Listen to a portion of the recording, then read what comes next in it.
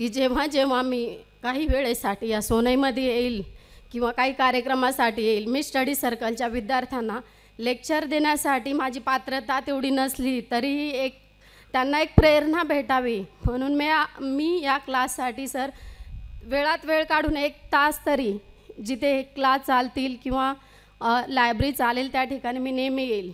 विद्यार्थी मित्रांनो, आपण असं व्यक्तिमत्व असतो ग्रामीण भागातलं की एखादं बंदिस्त गुलाबाचं फूल आणि एखाद्या माळरानावर असं फुलणारं फूल, हा फरक आहे आपल्यामध्ये आणि शहरातल्या मुलांमध्ये.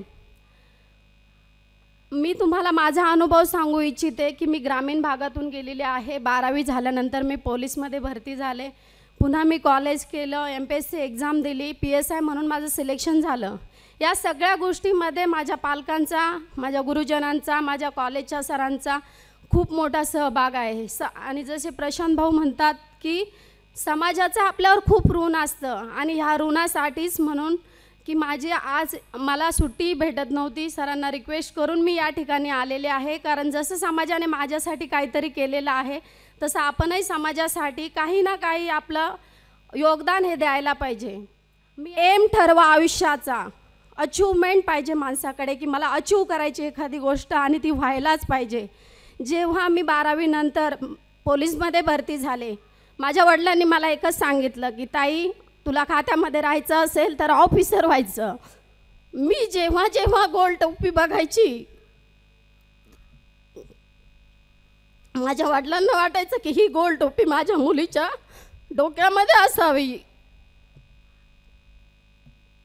तर त्या गोल टोपीसाठी म्हणजे माझ्या भावना अनावर झालेल्या आहे. माझे वडील ऑफ झाले आत्ता, त्यामुळं सॉरी. तर अशी अचीवमेंट माणसामध्ये पाहिजे की मला जी गोष्ट मिळवायची ती मी मिळवायलाच पाहिजे, करायलाच पाहिजे. जसं सरांनी सांगितलं, कचरे सरांनी, की आवाढव्य पुस्तक, आवाढव्य मार्गदर्शन असं कधीही ठेवायचं नाही. एकच मार्गदर्शन, एकच समोर टार्गेट दिसलं पाहिजे. आणि तुम्ही तर खूप भाग्यवान आहात, तुमची सुरुवातच यशवंत स्टडी सर्कलने होते, म्हणजे तुम्हाला पराजित होण्याचा प्रश्नच येत नाही. एका वर्षाचं महत्त्व काय असतं ते परीक्षेत नापास झालेल्या विद्यार्थ्याला विचारा. एका महिन्याचं महत्त्व काय असतं ते अकाली बाळाला जन्म देणाऱ्या आईला विचारा. एका दिवसाचं महत्त्व काय असतं ते साप्ताहिकाच्या संपादकाला विचारा.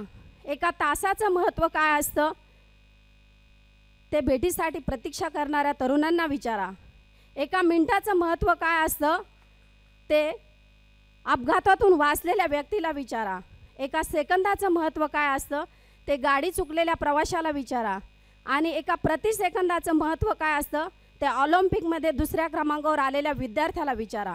म्हणजे आपल्यासाठी वेळ ही खूप महत्त्वाची आहे.